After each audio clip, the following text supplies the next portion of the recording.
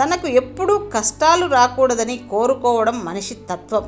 తనకు వచ్చిన కష్టాలు ఎవరికీ రాకూడదని కోరుకోవడం మానవత్వం.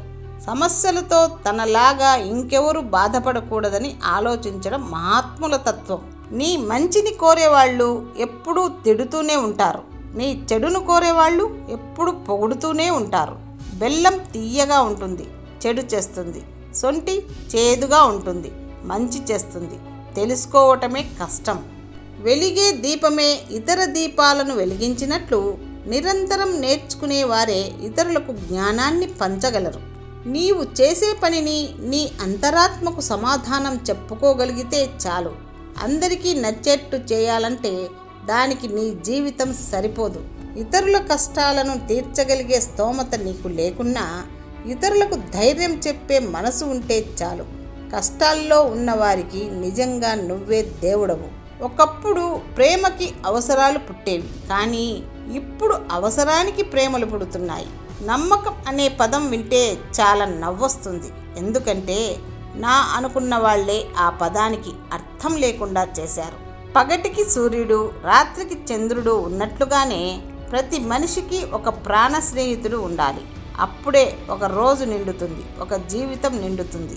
మాట్లాడిన మాట, వదిలిన బాణం, జరిగిన కాలం, వదులుకున్న అవకాశం, ఈ 4 వెనక్కు రావు. ఎంత తక్కువ మాట్లాడితే అంత విలువ, ఎంత దూరం ఉంటే అంత గౌరవం. కాలం విలువ తెలుసుకోలేని వారు జీవితం విలువను అర్థం చేసుకోలేరు. మాటకు విలువ ఇచ్చేవారు మోసం చెయ్యలేరు. మోసం చేసేవారు మాటకు విలువ ఇవ్వలేరు. ఎవ్వరినీ తక్కువగా అంచనా వేయకు. ఎందుకంటే చీమ నిన్ను కుట్టగలదు, కానీ చీమను నువ్వు కుట్టలేవుగా.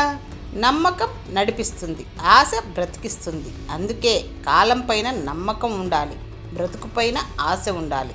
అప్పుడే జీవితంలో ఉన్నత శిఖరాలకు చేరుకోగలం. మనిషి తీర్చుకునే ప్రతీకారం కంటే కాలం చెప్పే సమాధానం చాలా గొప్పది. జ్ఞాపకాలు ఎప్పటికీ మిగిలే ఉంటాయి. అవి అంత తేలికగా మన నుండి విడిపోవు. అలాగే ఒకరి కోసం ఒకరు అన్నట్లుగా ఉండే నిజమైన స్నేహితులు ఎప్పుడూ విడిపోరు. శరీరంలో గుచ్చుకున్న వాడి బాణాలను తీయగలం, కానీ మనసు నొప్పించిన పరుషవాక్కులను మాత్రం తీయలేము. దేవుడు నీ జీవితం నుండి కొంతమందిని కావాలనే తప్పిస్తాడు. వారి కోసం నువ్వు ఆరాటపడకు. ఒకరి కోసం నువ్వు ఆరాటపడే సమయం నీకు ఉండకపోవచ్చు. నీ కోసం ఆరాటపడే వాళ్ళు ఉన్నారేమో చూడు. పుట్టడం గొప్ప కాదు, బ్రతకడం గొప్ప. ముంచి బ్రతకడం గొప్ప కాదు, మంచి పంచి బ్రతకడం గొప్ప. నీవే గొప్ప అనుకోకు. నీ గురించి నలుగురు గొప్పగా చెప్పుకుంటే గొప్ప. కొన్ని ప్రశ్నలకు మాట సమాధానమైతే ఇంకొన్ని ప్రశ్నలకు మార్పు మాత్రమే సమాధానం. విజ్ఞానం మనల్ని శక్తివంతుల్ని చేస్తే మంచి వ్యక్తిత్వం మనకు గౌరవం కలిగేలా చేస్తుంది. అనుభవంతో తీసుకున్న నిర్ణయం ఎలాంటిదైనా సాధ్యమైనంత వరకు ఖచ్చితంగా ఫలితాన్నిస్తుంది. రాయి లాంటి మనసు దేనికి కరగదు అని నిందించే వాళ్ళు రాయి ఎప్పుడు పడితే అప్పుడు, ఎలా పడితే అలా తనకు నచ్చినట్లు మారిపోదు అని కూడా గమనించాలి. అది రాయిలోని గొప్పతనం.